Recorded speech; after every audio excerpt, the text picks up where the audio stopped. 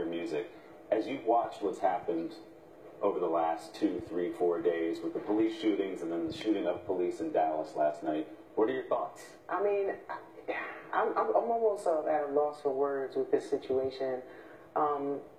This goes wherever I go, you know. So, you know, all day I'm watching what's going on with Alton Sterling and the young man in Minnesota and his fiance and this baby, and then I got to walk into Ice Age training. Mm-hmm. And am I supposed to like just let that go? No, it goes wherever I go.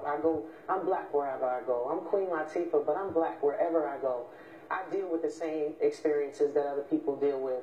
I'm also the daughter of a cop. Yeah. I'm also the sister of a cop, the cousin of cop, the niece of cops. So do I want the guns to now be turned on cops?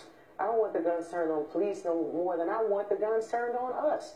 It's really time to stop playing around with this and lying to ourselves and acting like everything is cool and everyone is perfect. It's time to make an example out of someone, you know, as far as I'm concerned, who is a police officer.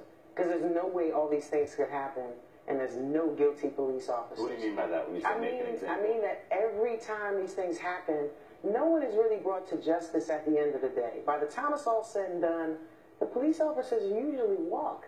And what it does is leave us feeling empty and feeling hurt and feeling like we have no recompense. And that's going to happen again.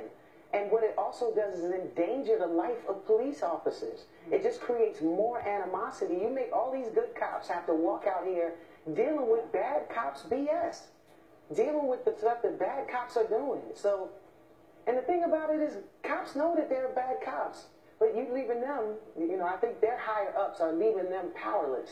They're leaving them with no place to go, nothing to do.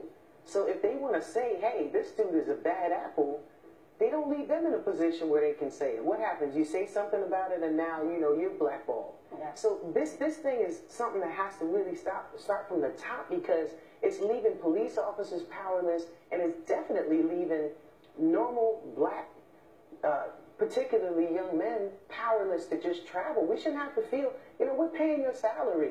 We shouldn't have to feel like we got to throw our hands up in the air and roll down all the windows and, you know, walk a certain way. Damn it, I wear a hoodie. I mean, I don't want to be fearful of my life because I'm wearing my I played basketball. Yeah. I would have been walking home in a sweatshirt and some high top sneakers, and do I got to worry about that? It's a challenging time. It's terrible, but we have to get real about it. If we get real about it, we can deal with it.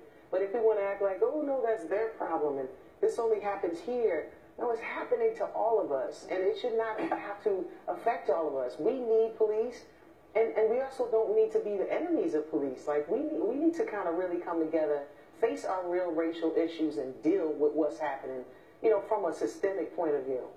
Thank you. It's got to change. As you said, coming from a family of cops, too. Yeah, man. I don't want my father or my brother getting shot, you know, because you know, some bad cops are doing this consistently. And my brother, who became a cop, was also the victim of cops who harassed him. Yeah. You know, so it's so tricky for us, but we got to deal with this. We have to deal with it. Well, thank you for talking with us this morning. And again, it's like you said, it's kind of a tap dance between, you know, why you're here. And obviously it's a family movie, so this is a good time for that. I should remind you, Ice Age Collision.